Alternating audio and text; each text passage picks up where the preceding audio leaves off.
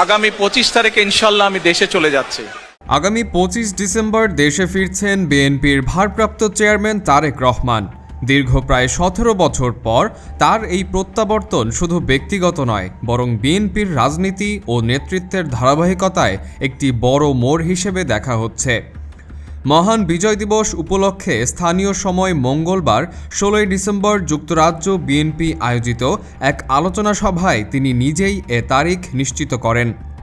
এর আগে দলের মহাসচিব মির্জা ফখরুল ইসলাম আলমগীর তারেক রহমানের দেশে ফেরার কথা জানিয়েছিলেন। লন্ডনের দ্য সিটি প্যাভিলিয়ন হলে আয়োজিত ওই আলোচনা সভায় তারেক রহমান বলেন, আপনাদের সঙ্গে বহুদিন ছিলাম, 17 বা 18 বছর আপনাদের সঙ্গে ছিলাম, কিন্তু আগামী 25 তারিখে ইনশাআল্লাহ আমি দেশে চলে যাচ্ছি। তার এই ঘোষণার সঙ্গে সঙ্গে মিলনায়তনে উপস্থিত নেতাকর্মীরা হর্ষধ্বনিতে ফেটে পড়েন। আপনাদের সাথে বহুদিন ছিলাম, 17 প্রায় 18 বছর আপনাদের সাথে ছিলাম, বাট আগামী 25 তারিখে ইনশাল্লাহ আমি দেশে চলে যাচ্ছি। সেজন্যই আপনাদের সাথে খুব শান্তভাবে আপনাদের সাথে দুটো কথা বলতে চাই। দেশে ফেরার আগ মুহূর্তে যুক্তরাজ্য বিএনপির নেতাকর্মীদের প্রতি একটি গুরুত্বপূর্ণ অনুরোধ জানান তারেক রহমান। তিনি বলেন, বিদায়ের দিন বিমানবন্দরে ভিড় করলে বিশৃঙ্খলা সৃষ্টি হতে পারে, যা দেশের ভাবমূর্তি ক্ষুণ্ণ করবে। শৃঙ্খলা বজায় রেখে দায়িত্বশীল আচরণের আহ্বান জানান তিনি। তারেক রহমান 2007 সালের 1/11 রাজনৈতিক পট পরিবর্তনের পর গ্রেফতার হন।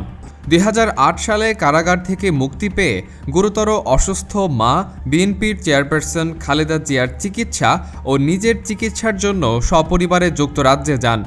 এরপর থেকে তিনি সেখানেই অবস্থান করছিলেন। দীর্ঘ এই সময় জুড়ে খালেদা জিয়া দেশে একাধিকবার কারাবরণ করেন, গুরুতর অসুস্থ হন এবং রাজনীতির কেন্দ্র থেকে প্রায় বিচ্ছিন্ন অবস্থায় থাকতে বাধ্য হন।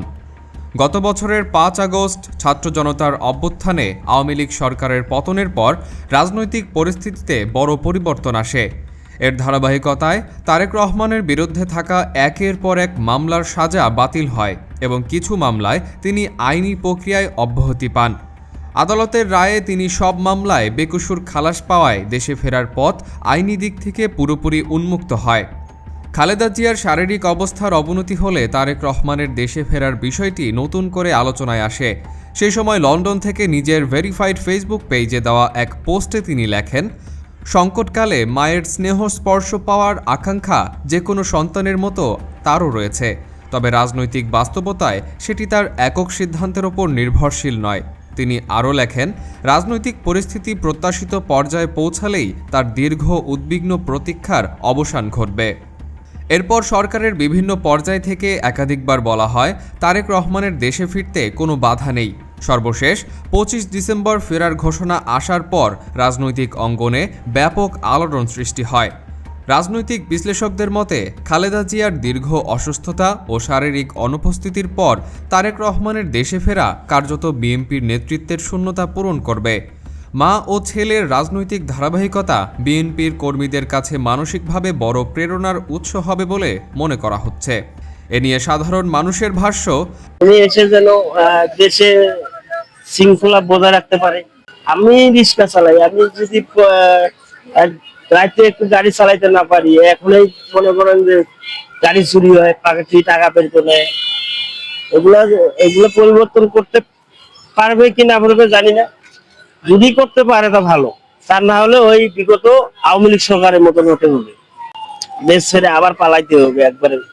যদি সে ওর বাবার মতো চলতে পারে তাহলে পরিবর্তন হবে, আর যদি আবার 2005 সালের লাগান হয় তাহলে তা আবার ওই মনে করেন গ্রেনেড হামলায় তাকে আবার যাবজ্জীবনে খাটতে হবে, তার ফাঁসিও হতে পারে। আচ্ছা, আওয়ামী লীগ সরকারও চাঁদাবাদী আসছিল, এখন বিএনপি সরকার আমলেও চাঁদাবাদী হন, তারেক দিয়ে আইসা এগুলো বন্ধ করুক।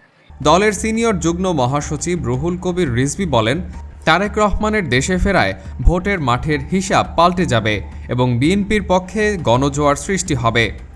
নাগরিক ঐক্যের আহ্বায়ক মাহমুদুর রহমান মান্না বলেন, বর্তমান বাস্তবতায় তারেক রহমানকে একাধিক চ্যালেঞ্জের মোকাবেলা করতে হবে।